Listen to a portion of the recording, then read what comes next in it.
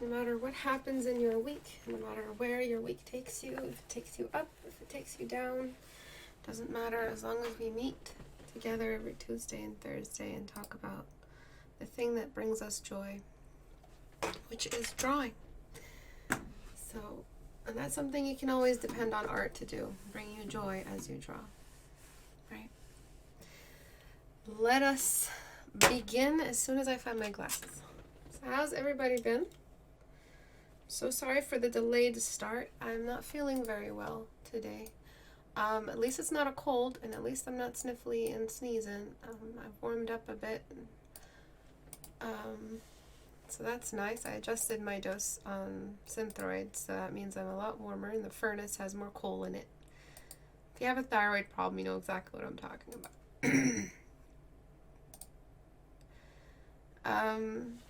So today I feel just a little bit weak, so I am sorry if I sound a bit slow or my thoughts just kind of wander, or I'm a bit like I don't know what the word is for it. This is an example of the thing I can't remember the word for it, even though I know the word because of the thing that I'm trying to describe with the word that I can't recollect. Let us begin today.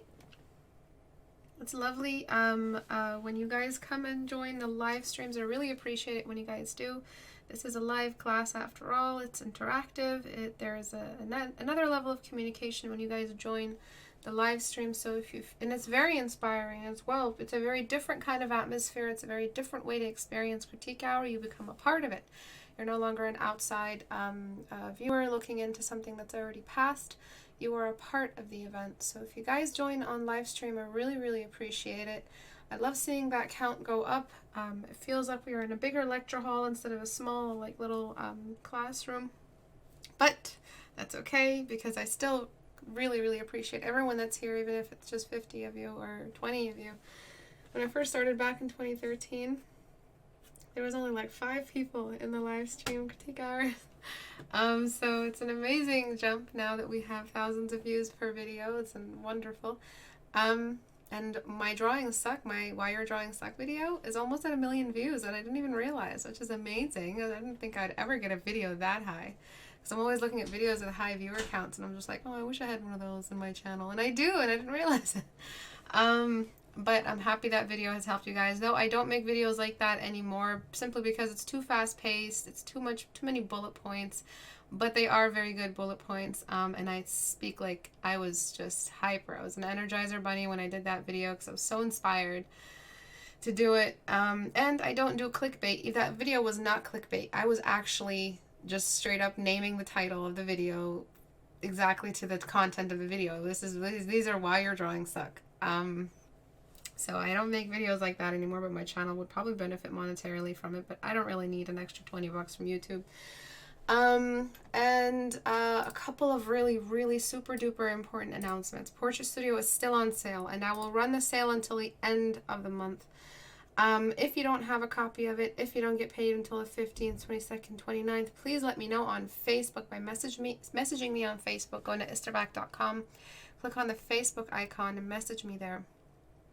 What I will do is either send you a promo code or just determine whether or not there are more of you waiting on your pay cycles in order to purchase Portrait Studio. If I get an influx of more requests by the 14th, I will extend the sale. If I don't get any more requests, I might just stop the sale on the 14th and commence it again on the 14th of December, which will be at 55% off until probably the 4th of January 2020. Just so that, we can keep Portrait Studio off sale as long as possible before starting another one. Or if I'm honestly constantly getting sale requests, I might extend it for 2 whole months until the end of 2019. Another big announcement is to submit your work. So you see these 2 pieces here that are in my Photoshop. I've brought them in from Reddit. Our Reddit community is the central mecca, the central hub of everything that we do in this community. You go to Reddit for it. If I'm collecting submissions for challenges, if I'm sending out challenge notifications, if I have sale promotions or announcements, if there is a contest, if there is some kind of an event, if there is some kind of poll, everything happens here on the Reddit. You don't know where to start? Join Reddit. Once you join, oh, we've already hit 2K. Or almost actually. Once you join here, make sure that you're looking at anything pinned at the top. One of the things you'll find at the top is the Portrait Studio trailer, but as well, the 2019 Holiday Challenge, the last challenge of 2019. Everything else after that, there might not be another challenge until maybe like February or something like that. Another design challenge. It's just because February, April, March is tax season, and it is the most stressful time in my life because I just watch the government put their fat hands in my pocket and just steal my organs. So, so I get really stressed out around tax season. Like, it's really bad for me. So I try to keep the workload very low during those times so I can just cry myself to sleep every night in my room. But yes, please go here and click on the 2019 Holiday Challenge Wizard Battle illustration. It is a high energy illustration, fully colored. Think poster, think league splash. It is just a really, really high movement, high kinetic energy illustration. I don't want any standing characters slightly pointing at each other. I want classical, almost Olympic, Homeric kind of clash between colors and themes. Weather or climate used to represent energy, the lines of sight created by shapes, negative space, and or moving windswept objects. Plan your composition around these subjects here. Always plan every little ribbon that's caught in the wind. Plan where it's going to be in the illustration. That's the best way to paint, is to plan where everything is going to be. Don't just expect your brain to know what to choose. It's just as blind as you are without a plan. Which poles, corners of the canvas will each object group occupied? How will you lace together all of the elements of the piece? You have two very important characters occupying the same illustration space. The two characters are, one represents Saint Nick as a high wizard, and the other represents the anti-Saint Nick as also a high wizard or sorcerer. And those are the themes that you're moving with, and with those restrictions and design requirements, you are supposed to create an illustration. I regularly host challenges. We just recently looked at an amazing lineup of characters designed for the Halloween challenge that just passed. If you haven't watched these, please go to my YouTube channel and watch them. They're wonderful. Everyone who posted was so unbelievably creative with their posts. And where are you? So right here, Halloween challenge, character design, shapes, gesture, and animation. Please have a watch of this. They're just fantastic. Every single post was like glorious, and the shapes you guys explored, the styles you guys explored, they all look so wonderful, and they are all portfolio ready. And the critiques that I give them are just suggestions to help elevate the design, shape language, the color language, whatever else I've critiqued. Some of these were just spotless, and they didn't need any changes applied to them at all. And I think that's it for announcements. Today I'm going to be taking a look at, and Patreon. If you guys want to join as patrons and join as watchers, I just sent out Patreon rewards, and the Patreon apprenticeship assignment has just been released. But if you want to join, even as just a $1 subscription, it still goes a long way to help support the longevity of this community as pro bono. So this community is currently pro bono. I'm not working with YouTube agency or marketing. If you guys want to give back directly to the community, even at just a untraceable amount as $1 a month, not $1 a day, $1 a month, it will change the posterity, I guess, potential of this challenge. Of this community. And yeah, it's just a wonderful way to give back if you feel like sending some support in the direction of the community. All right, so let's talk about this piece. I'm looking at two pieces today. One of these I'm going to talk about color temperatures and color zones, and the other I'm going to talk about topographical value changes or neighborhoods on the surface of a face, and how you guys get really caught up with the concept of face as a subject instead of treating it objectively as a building. And then you have to, zoom back in, warp speed back into subject so that you can finish the character and then reinvest some characterization in. But you can't do that without taking that objective step out, that God mode step out, and correcting some of the values that you have here because you're still technically line dependent. Line dependence can be confused. There's not always a line when it comes to diagnosing line dependence, because when it comes to symbols, when you have a symbol and you're just treating I guess I'm starting with this piece here today. When you're treating every single individual piece as an island of its own, instead of combining them together or marrying them together. I'll just do a quick line up here because I do want to focus on color. Instead of combining them or merging them together under one skull base shape, when you don't do that, then that's what's line dependent, is that you depended too much on the outer rim of the face outline to pull off the face read for you. So you're depending on this cartoon dependent way of distributing space and indicating jaw, chin, jaw, and wherever else you're using. So that's all you're depending on, is the outer outline. The outer outline is not more important than what's happening on the inside, and you have a lot of transitions that you're missing and a lot of grid lines that you're completely have gone under the radar for you. Tons of blocks, which I will cover with you in a second. But before I do, I wanted to focus a little bit on color and maximizing those portraits. So you guys have seen me work on those portraits before where they're close-up busts, not much going on in the background, lots of color and lots of beautification. And I'm just going to talk to you about different things you can do to beautify a portrait. Things that you would not have come up with on your own unless someone showed you them as a legit tool. So, head tilt we've talked about. It's not always side to side. It's sometimes the chin tilts down. And there's a lot of active, expressive power when the head tilts down and the chin touches the chest area. Not too much, but just enough. But in that inverse, we move the eyes upward to look. There is so much expression in that just little motion, and that's what I'm going to apply here. It might make her look a little bit more of an antagonist, but we're just exploring the changes in the before and after. I'm not really sure if you even had a narrative starting off with this portrait, but I'm just going to do it. So we're tilting the head down, but it's not just a lateral tilt this way, it's a Z-axis tilt. So I'm going to have to correct the placement of the eyes as well. The reason why I'm doing this is because we get to throw the hair forward a little bit. So I'm going to jump into liquefy and just try to make it feel like her head has tilted down. And the way I'm moving, along which axes I'm moving my liquefy, in my mind I see lines. You use enough lines long enough, you'll start seeing these lines too. This is the line I'm seeing right now.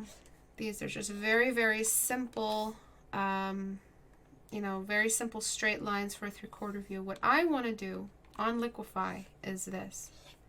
We're bringing the nose in closer. We're seeing less of the nostrils. We're seeing more of the mouth. And then we're seeing the eyes tilting upward, and then we're seeing the perspective change in the forehead. It's not going to be this extreme, but this is what I mean when I'm saying I'm tilting the head this way. It's a pretty bad depiction right there. Alright, so I'm tilting the head that way instead of just tilting it this way or rotating this way. Alright? So that's what I'm doing on liquefy. So imagine these lines while I'm adjusting on liquefy. Those are the lines you should be seeing. You guys can hear me okay, yeah? Everything is good? Alright. And if she is curious, if it is a curious expression, then that'll still work. That will still work. Because sometimes when we're curious, we tilt our heads down. One thing I didn't do, which I should have done, is get rid of the iris and the pupils. Once we're, messing around with liquefy, the iris and the pupil get distorted. We feel nervous messing them up, so we don't liquefy as much as we should be. So I get rid of the iris and the pupil because it'll just leave me with less things to worry about while I'm liquefying. So remember, the lines are moving this way and everything is moving down. And that's going to give us this really nice head tilt that's going to make it's so dramatic when the hair curtains down.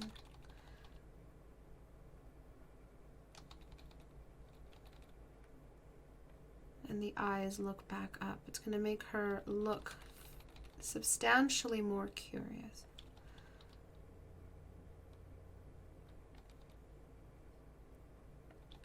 The chin gets hidden away in the horizon. Everything else tilts along the horizon and then disappears in this perspective. The nose tilts away a little bit. So we're maximizing drama and acting. So that's something you have to learn how to do. Usually artists are very talented introverts in that they have a lot of talent that's hidden away. I've noticed that lots of artists are also good at something like music or acting. So I wouldn't believe that you guys don't have an instinct to act. I feel like we all have that that call to learn all things expression. It's not always going to be just a stale, I'm only interested in drawing type thing. We usually have an affinity for music or dancing. Like I know, I mean, because of art being such a massive thing in the world, it's such a general thing, it's such a general entity, it's such a general energy in the world that I find it very easy to dance, very easy to connect to music, very easy to act, very easy to do accents, very easy to remember characters because I remember them in their caricature. And I think that's all to do with art. So when I say there's an acting element that you have to, you just have to be really good at acting. It's just something in there for you to be able to draw characters that express things with such accuracy. I don't think I'm asking for something that you guys don't know how to do. I think you guys do know how to do all of that, and you definitely have an awareness for it. One thing I can do is just pinch toward the lower half and then enlarge the upper half. And something we wouldn't see the other nostril.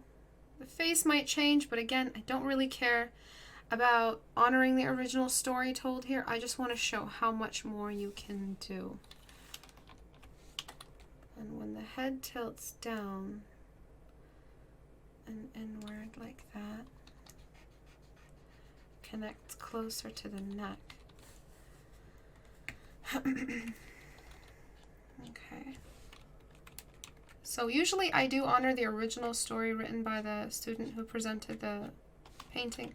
But this time I just want to show you the benefit, the before and after benefit of having this much perspective applied. And then she'll just look so much more curious once we add those eyes in. So you've already seen part of the before and after, which I didn't want to. I wanted to leave it as a surprise, but that's okay. Alright, so I'm tilting the hair down and I'm trying to get that really, really hidden type of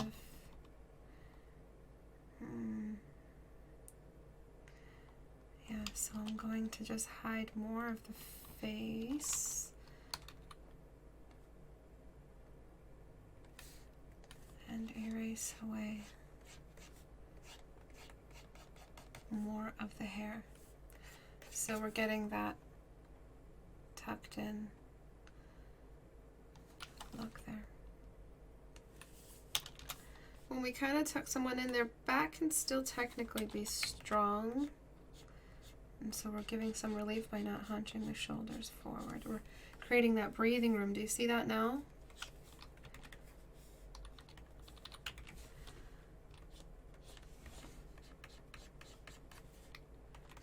And I'll fix the color in a second, but I just want to continue maximizing what's happening in the portrait.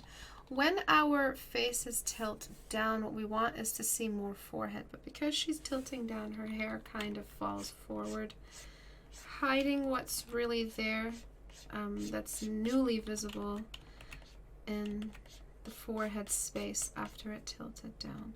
But sometimes you've got like portraits that have this much hidden.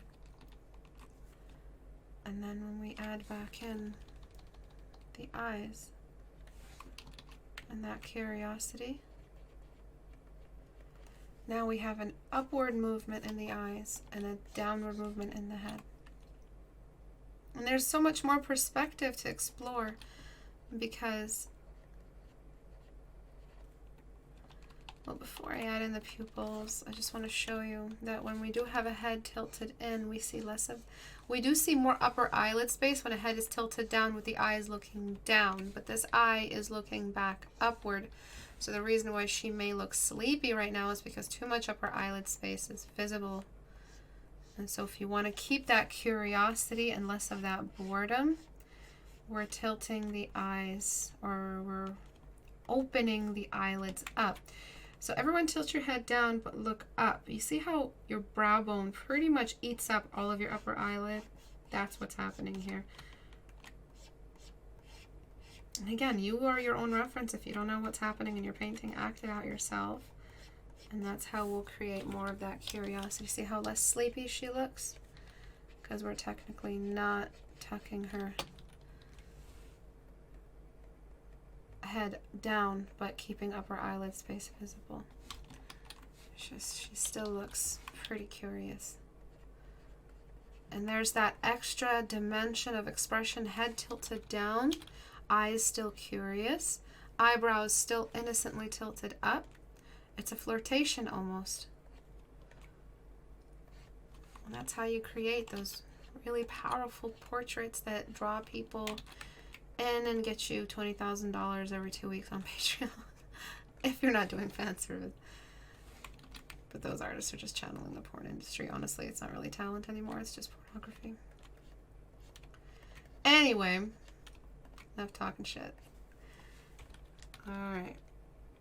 So we have that really, really cool tilt. Now I need to just correct the remainder of the perspective, because this eye right here is actually not tucked into the skull the way it would be. This eye is susceptible to more stacking. So we've talked about how stacking is the thing we use to generate perspective. That's how to represent that one object is now hidden behind another object. It's just put one object in front and just let it be, and let the perspective be readable in your drawing. Because we don't have a third dimension, we only have the 2 dimensions that we work with.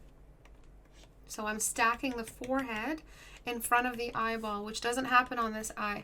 In 3/4 view, it's not copy paste the same eye and, well, now you have a whole face in 3/4 view. No, each eye in 3/4 view is a completely different object. Write that back to me. That means that you don't have any kind of mirroring. Everything is different. From here we see both corners. Here one corner is hidden by the volume of the eye.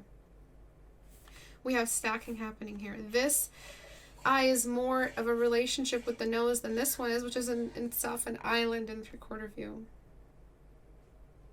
Okay, so please make sure that you guys remember in 3/4 view, even if it's a delicate 3/4 view, they are completely 2 different things. And anyone here who's making the mistake of thinking that 3/4 view eyes are just mirrors of each other with, sorry, one second.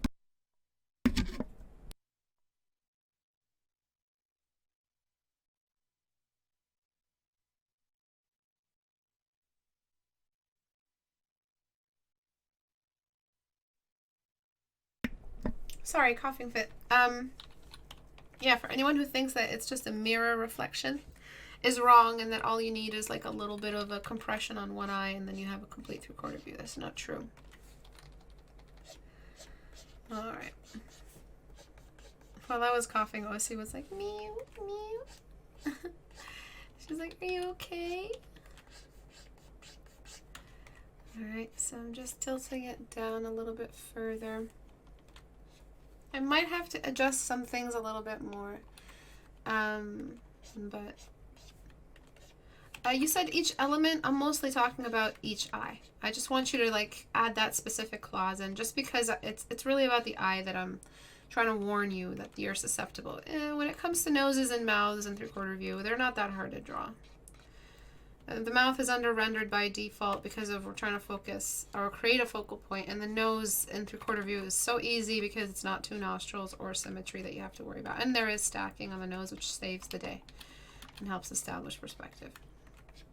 It's mostly the eye that is the most difficult thing to paint in 3/4 view. Okay, another thing that we can do is raise one shoulder, which will complete that beautiful flirtation. And we are done. I want to give her a stronger jaw just because she's not 12. But we are kind of working with that, like you had the big eyes going, so you were working with that perspective. Yeah. Enforce some 3/4 view, cylindrical, like the imprint of the cylinder in the mouth. I'm going to exaggerate the Cupid's bow.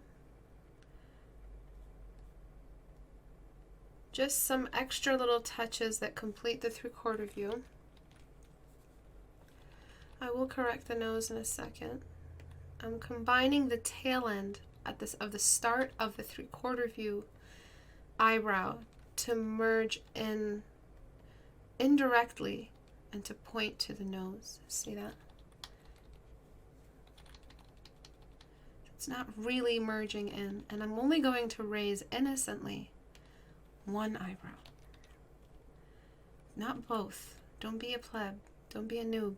Alright? You don't have to make both eyebrows surprised as an emoji in order to pull off the feeling of a surprised character in your portrait. One eyebrow is so much more expressive and elusive and in depth than two eyebrows. So sometimes when you're trying to mix emotions, it's just that simple. I mean, it's all the times when you're trying to mix emotions, do it with the eyebrows first. You'll do so much work. So what I mean is, if the character is angry but also curious, one eyebrow will be angry, one eyebrow will be curious, doesn't matter which.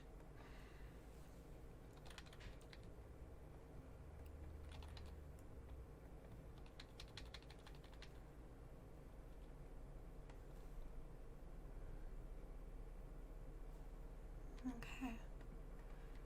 And I'm just tucking that in.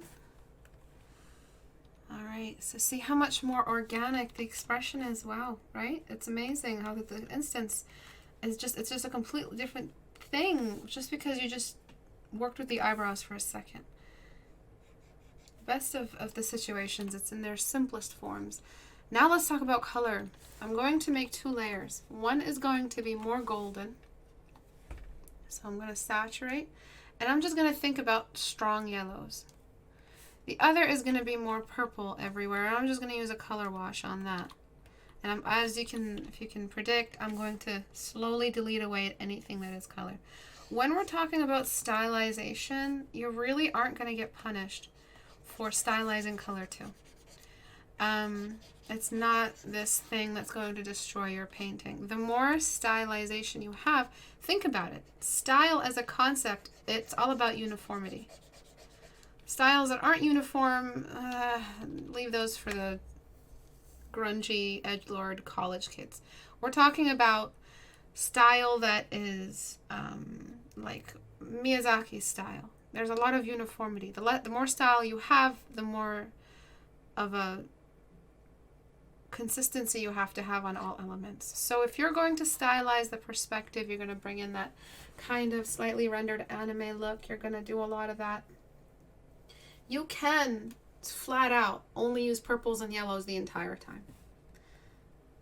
So there's just so much more you'll benefit from a solid separation between light and darks, because it's going to do more for your drawing.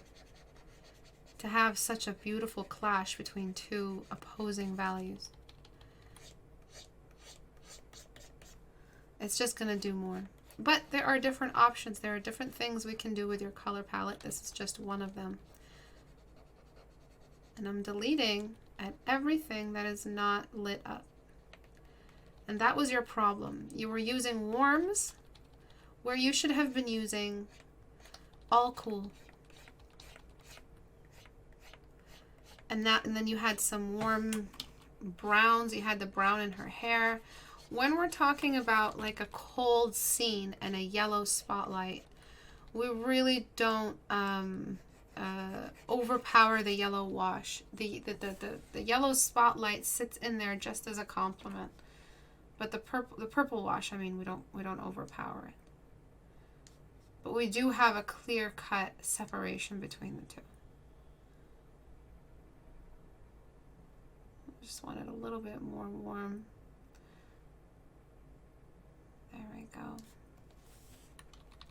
You have some areas here that are incredibly just inconsistent, and I want to talk about them as well. So first, let's just try to get this down. I want a more strong spike in the yellows, but I might do that gradually.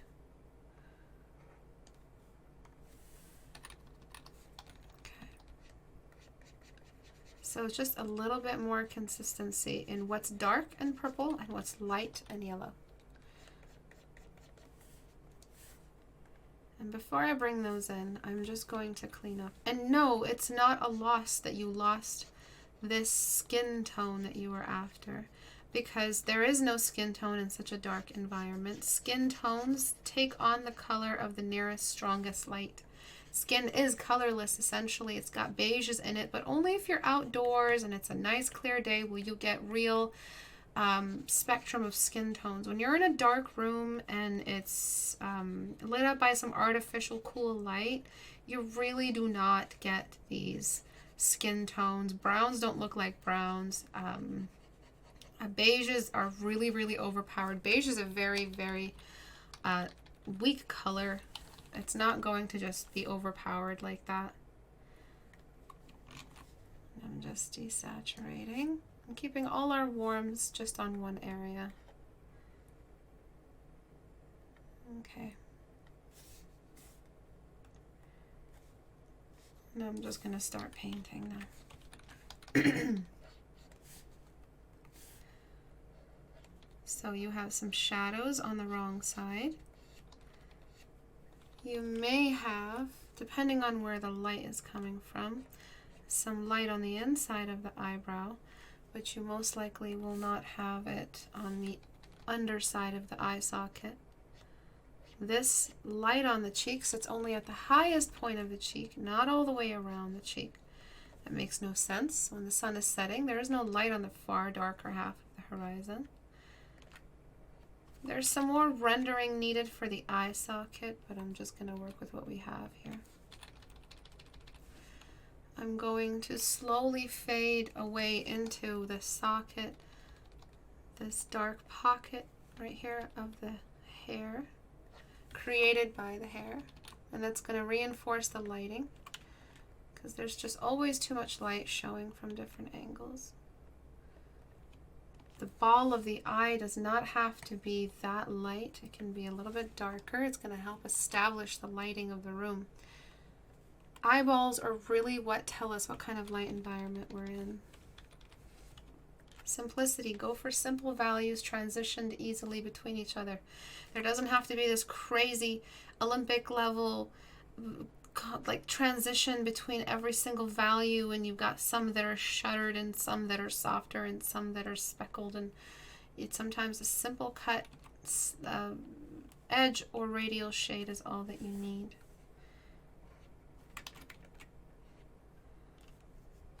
Okay, I like that little bit of light on her upper brow right there. I don't want to touch that. Her eyes are brown now, but that's my thing. I like to paint brown eyes. I'm going to soften the hair. You've got some like rogue brush strokes here for hair, and you can pull off so much detail without shrinking your brush when it comes to hair. There's so much you can do with hair without shrinking your brush. I wish you guys could explore that before you kind of give in. And once we start cleaning up, that's when things really start to pop. So this chin, it's going to reveal its slight little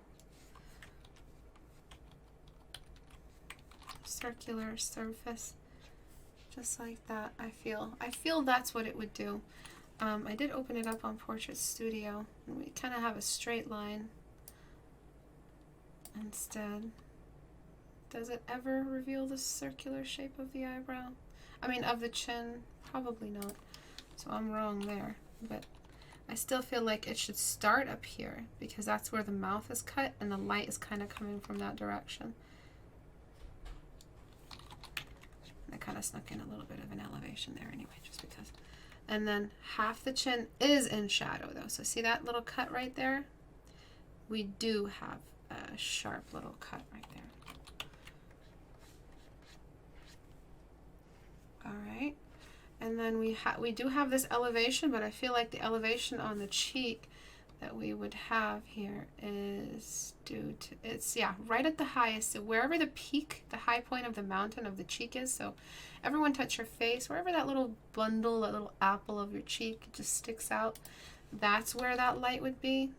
So, and that's a Portrait Studio I'm working with right now. That's where I believe that light would be.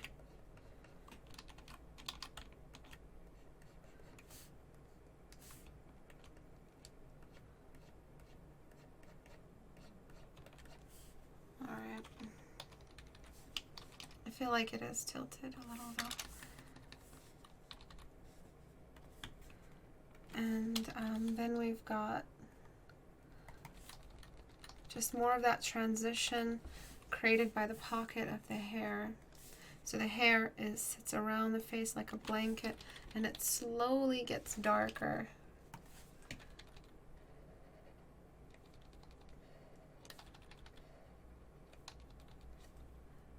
Just like that.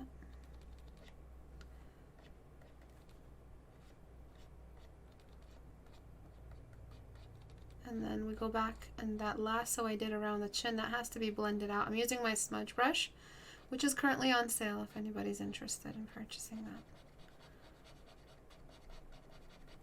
This Cupid's bow is it's just not deep enough. The Cupid's bow isn't this Grand Canyon that's going to cause this much shadow. It's such a small little shadow. It really doesn't need that big hullabaloo. If the more you mess around with the Cupid's bow, the more you're drawing a Hitler mustache. Just be careful. Alright, this, I couldn't do this in Liquify, so I'm going to try it now with Transform. This eyebrow is closer to the eye because of the perspective we're in. Just like that.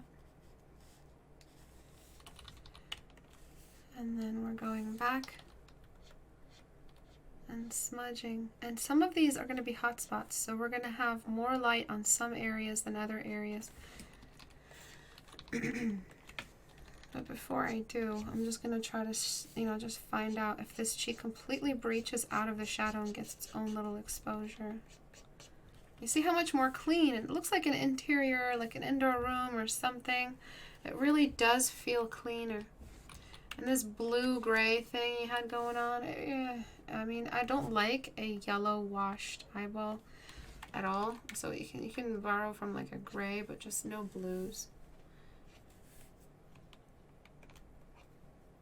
Anything that is not in yellow and light stays purple. Alright, so even the Cupid's bow. It's just a simple rule to follow, isn't it? It's such an easy way to manage color, but you guys complicate it by having browns in there. Or having some kind of red, there's some kind of cherry red that belongs that you just pulled right out of your butt and started using. It makes no sense to use these alien values outside of these two core colors we've used to establish light and dark. We're already stylizing. Why not just keep things clean? And look at how much more professional things look and how much more clean the light environment reads when we just follow the simple rule. You can later find these transitional values, but specific to the temperatures they're from, and no more cool or warm than what's already sitting in there. A slight shift away. You always need a color wash first before you decide on your palette. What is the dominating color in this environment? That's how I'm going to choose my colors.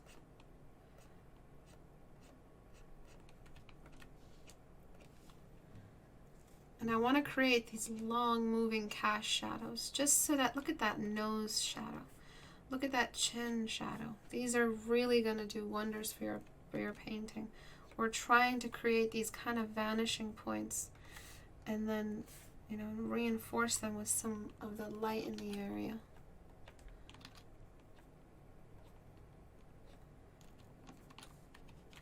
This lip as well, we'll just shoot right down as a cast shadow on the lower lip.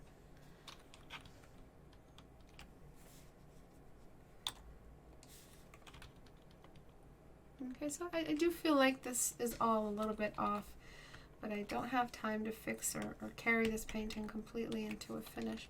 But we do have a bit more characterization now that the face is not just simply in a slight 3/4 view, that we have now a bit more of a flirtatious tilt to the head.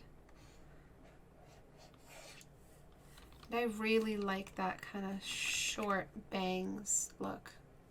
So if you want to do that, those are the kinds of things that I would add. And it's nice when I don't have to honor the character that the artist originally went for, that I could just do something new to the painting, so that the before and after isn't just a slight change, but a big one.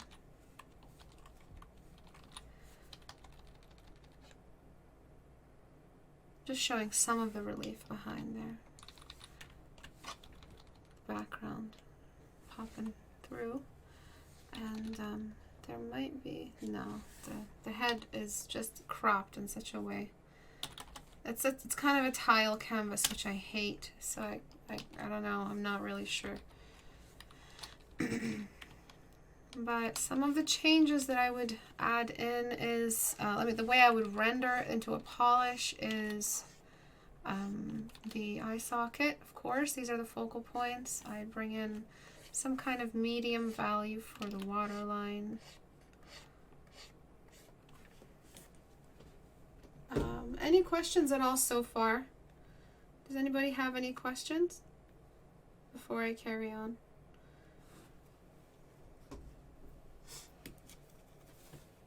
You're very welcome. This is so beautiful. You always make me want to paint.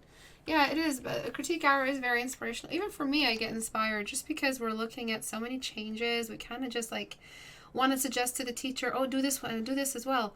And then you're like, oh, fuck it, she's not going to do it. I'm just going to paint. I'm going to start painting. That's something that happens like when I watch somebody critique something else, or I just get like that. I'm just like, oh, damn it, I'm just going to paint myself. I'm just going to do it myself. So now I'm using blur to help establish some...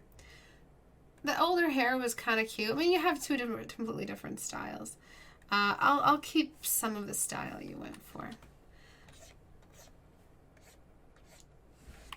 But I do like that little bit of a jumbled kind of hair here at the edge of this body. Alright, so let's talk about blur. You can duplicate the layer, filter, blur, Gaussian blur. A lot. You can blur everything except for the eyes, typically. Look at how realistic it looks once it's blurred. It looks like a polished painting. We just have to unblur. But luckily we are unblurred. It's just the lower layer. And we're just deleting away. First, the first things that I'm deleting away, just take a look. This is what I've deleted from the blur layer so far. Or just the focal points. Or dark spots. You're not gonna miss all of this. What is, it's nothing. But look at the effect it has when we have that blur layer. It's nice, right? It's that blur that we naturally get when we're not directly looking at anything other than the eye.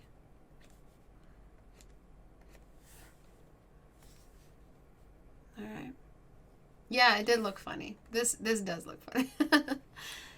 All right, be a little bit more mature, you guys. Any questions at all? Could you make an acting for artists critique hour? I have zero ideas when it comes to acting or how to attach a gesture to a story. Acting would be something that you just pick up from watching movies, from doing impressions of your own, from, you know, pretending, having fun. what did you used to do as a kid when you were, you know, playing princess or tea time, or as my cousins used to play. My cousins, I don't know if they're here watching right now, they used to play secretary. And they were so into it. And not just that, they played secretary at the principal's office. Or vice principal, or sometimes one of them would be the principal. There was like, I have 15 cousins or like 20 cousins, and they would like 10 of them would gather together in one of their basements and just play secretary for the principal and the vice principal's office. And they just had so much fun. They actually like, you know, they actually thought they were doing it, and they were so good, and they were using the PA system and everything. It was so friggin' adorable. But you know, when you were a kid, my only recommendation for like getting back into knowing how to make your portraits act for you in the page, just imagine what you would do. You know, is she flirtatious? Is she just looking up just for a second, or is she doing a little bit more than that? So now that we have two completely separate color zones, watch what happens when I saturate. Either side will saturate on its own. Or if you want to just saturate both. And now when we're shifting the values around, this one looks really cool. This one looks cool. We have two completely different colors that move differently across the painting. All right, except here, it kind of just seems to end up being the same color, but not really. I like this one a lot. Feels more realistic. Another thing that you can do to help push the style in your paintings, I'm just going to leave it like that, is to get one of the lightest shadows and lay it over the painting just as a lightened layer. So you're not allowing the shadows to go black after a certain zone.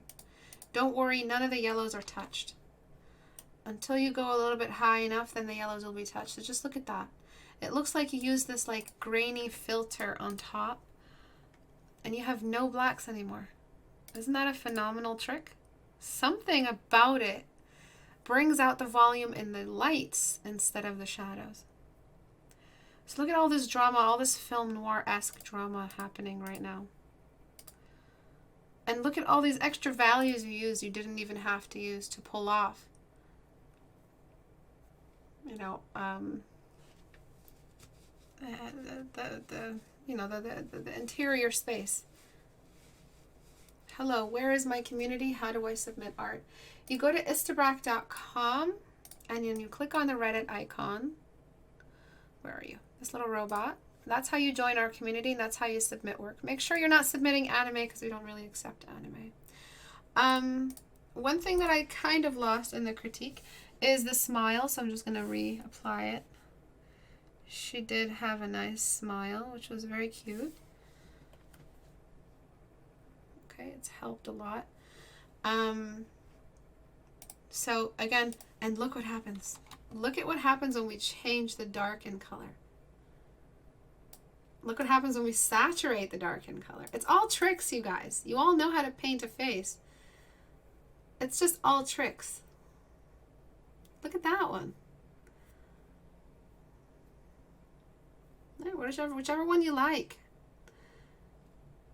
See, different colors have different values, so only some of these colors will really keep lightening. But let me put that back on 0, put that back on 0, and just like change the color. You just can do so much. Lighten that. Yeah, there's a lot that you can do.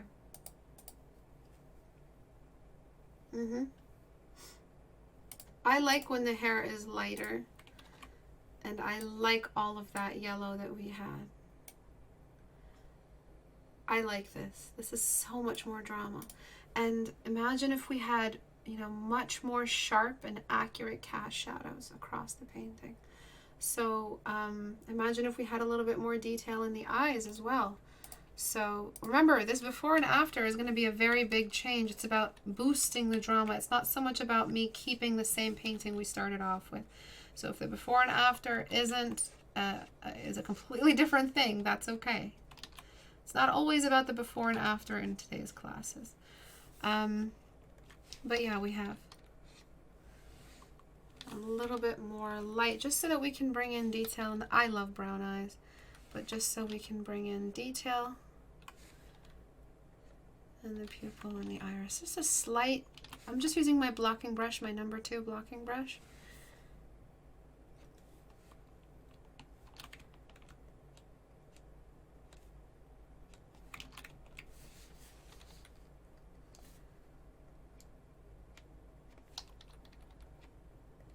It's as if some light shot through and got into the eye. Okay, and then one more thing we can do, I'm having so much fun, is the dodge tool. So be careful with dodge tool. It's not a cop out from skill. You still need skill, but it's definitely something that can help us do a lot of work in a short amount of time, done right. A flame can help you do a nice little flambe and a pastry.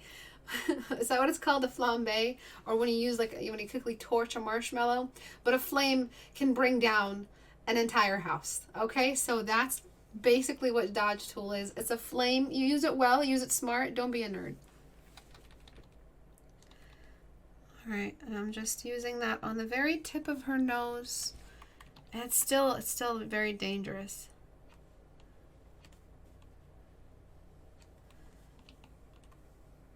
It's still very, very tricky. And you know, one thing I really want to do, I want to get darken layer, and I want to just darken this half a little bit more, just a touch more.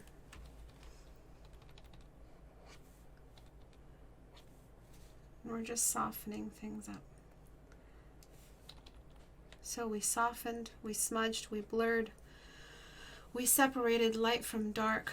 We made the mouth feel more realistic by taking away most of your paint strokes. Now, how did that happen? Because a mouth that's under-rendered and blurred does more.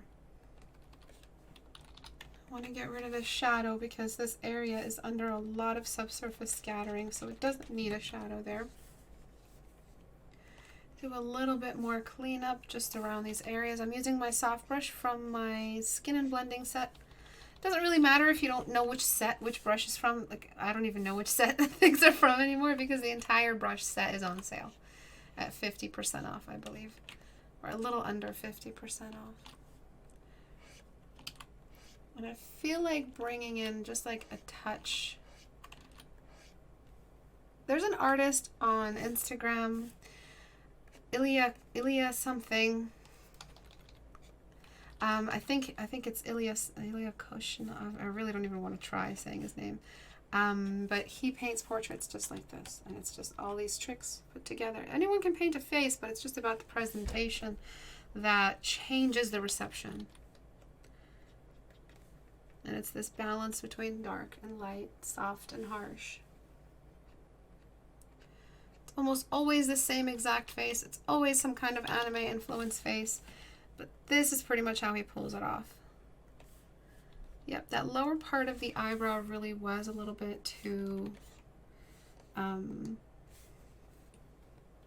yeah, Ilya Kovshinov. Oh, there you go. Yeah, I did say it wrong. Yeah, this area here in the eyebrow needs to be represented a little bit better. And then we've got normal. One of my students in private tutoring actually wanted to paint like this artist that I've tried to pronounce, and we actually got him pretty close to working just exactly the way he does.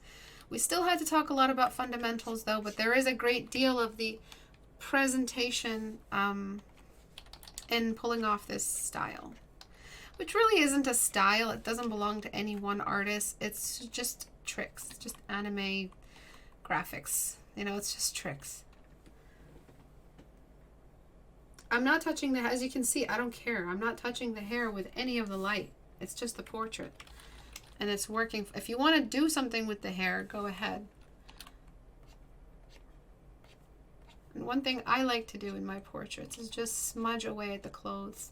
I don't like when things look a little bit too strong towards the lower half. And then there's the background. Okay. I'm going to get fill tool and I'm going to choose any random value. And I'm just going to fill the background up with it. You can actually do this. It can be any value that you want. This is when you're taking it to a different kind of graphics level, I guess we can say, presentation. You can really mess with a lot of colors like this. I would keep it this nice cute pink. I would probably saturate the pink. Maybe if you want to stay true to the color palette. Or maybe if you're going for a complete white. Complete black isn't the same, but it is kind of cute in its own way. Or you can keep the original value. Pop. Pop art. Yeah, that's the right word. Is that what you were saying? When do you know when a painting is finished? When you can't add anything else to it to make it better? Personally, it's a personal choice when you know a painting is done. You just feel like there's nothing else you feel like it needs. If it still needs something, you won't stop. You'll stop when you feel like you've satisfied your vision of the painting.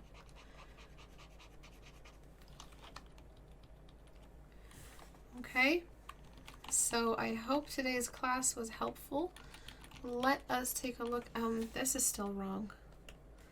This is still very wrong. Her cheeks are very strong. This is the high point of her cheek. This should be down here somewhere to help complete that vanishing point. And then I'm tilting that this way.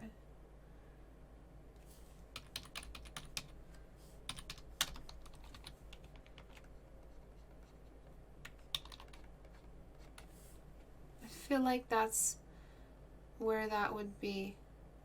Just because I like realism, so I like to kind of enforce it where I can. I mean, that's what my whole channel is about, enforcing realism. But let me see what I can do just in a short amount of time without leaving behind a bunch of patchwork. Now I lost the transition value in the cheek. When you zoom out, you can really see when you no longer have a core shadow. It's a very scary feeling. You feel it in your gut. When you ruin the core shadow, you kind of feel it in your stomach. You're like, holy crap. You know, it's just like you just messed something up real bad.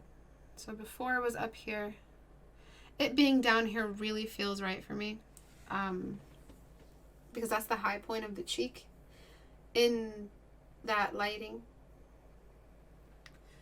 I think that's it. So the before and after is going to look very different. It's going to be completely two different characters. One thing I want to do some more is just blur, Gaussian blur, just because I'm only blurring one more thing, which is the hair. Everything else is getting deleted. You know, we're not completely under blurring, over blurring everything. It's just the outer parts of that hair just down here. Filter, Gaussian blur. I just want to keep this area here blurred.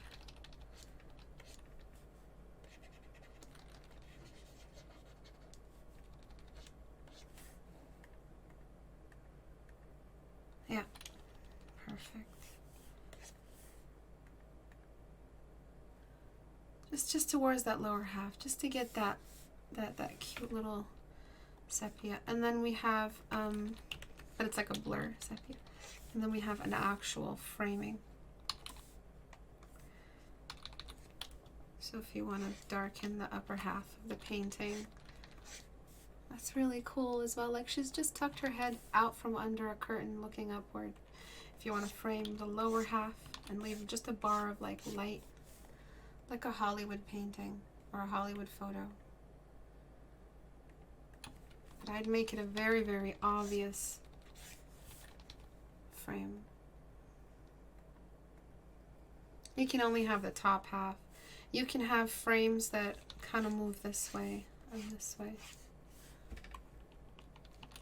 If you want to make it feel like the light is coming in. You can also get the original light color and have that blooming in. Nope.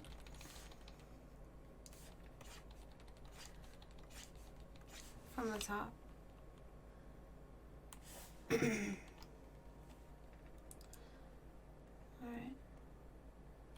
I would only do the top half, just because the light seems to be coming in from one angle.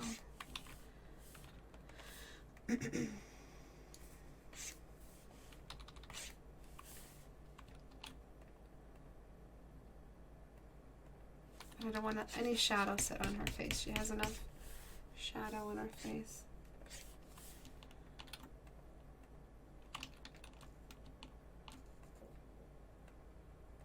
In fact, I think I would just do this one.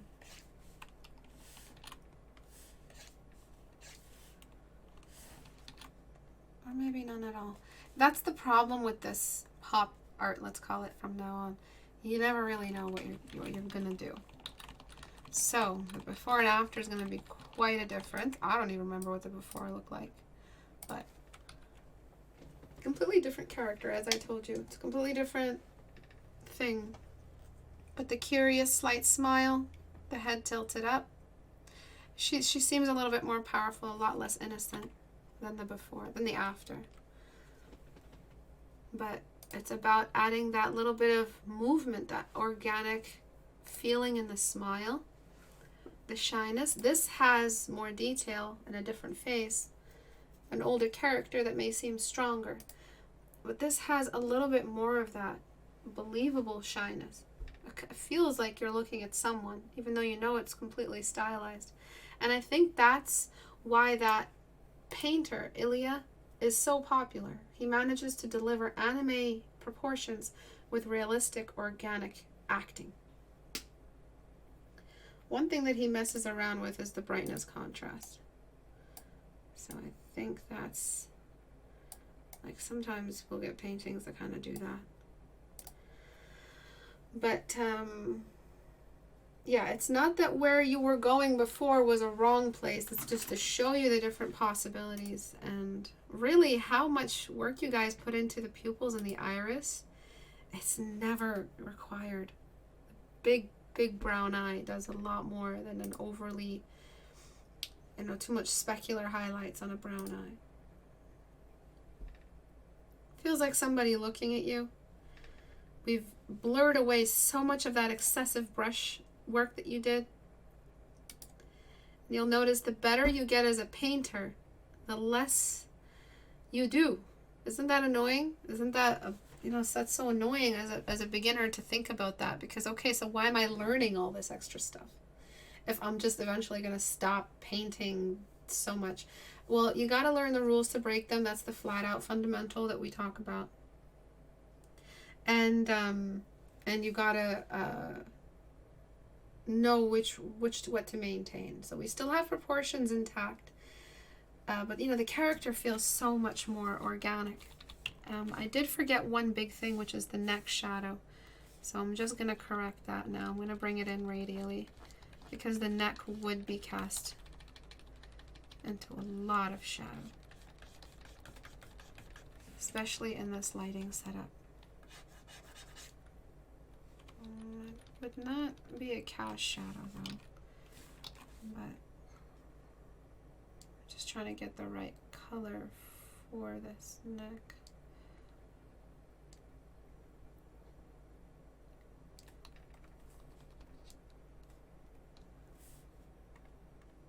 It just wouldn't be free of shadow like before. It would not be that color or value at all.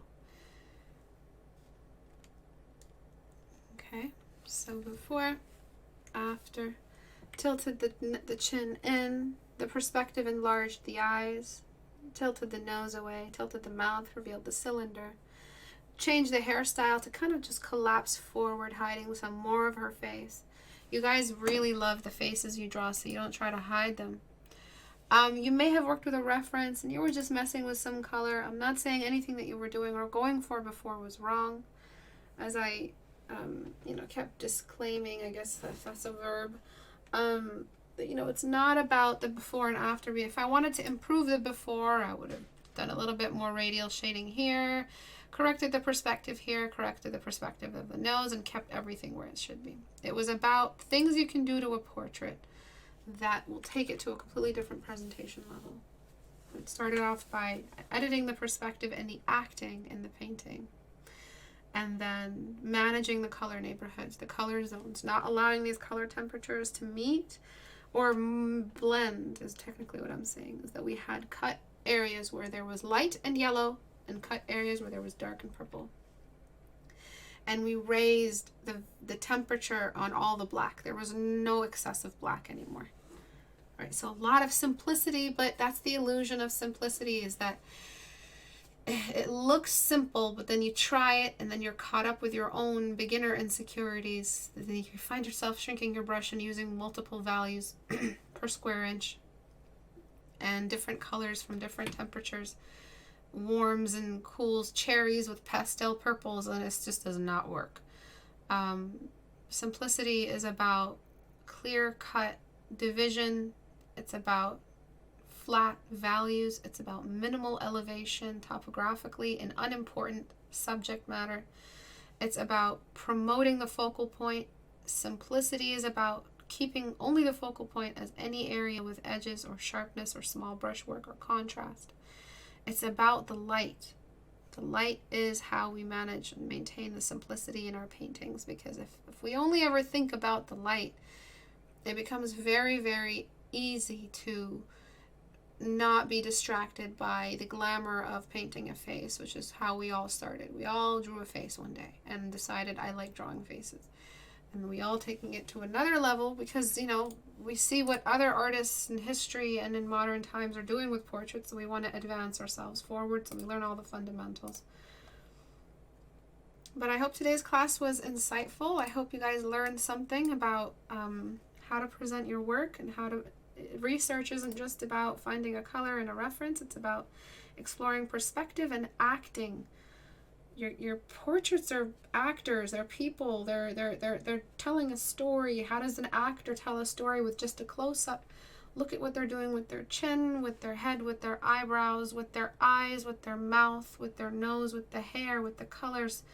All of that comes together in making a beautiful portrait successful. If you want Portrait Studio, go to istebrak.com and click on the store icon. You can find Portrait Studio here. It's on sale currently at 50% off for possibly just 2 more days, depending on whether or not I pull the plug on the sale or continue it into December, into 2020. Really just depends on how many people are interested in the sale towards the end of the month. So please let me know. My entire brush bundle is $10 off at the moment, so a little under 50% off. If you want to support on Patreon and join just as a watcher, it's an untraceable amount, but it's still a dedicated amount sent to in our direction. If everybody joined on Patreon from Reddit, I really would not need to promote Patreon ever again. And it's just as a $1 patron. So if you want to subscribe as a $1 patron on Patreon, if you feel like going through the annoying checkout and giving back to the channel, if you learned something today from your class, $12 a year, $1 a day.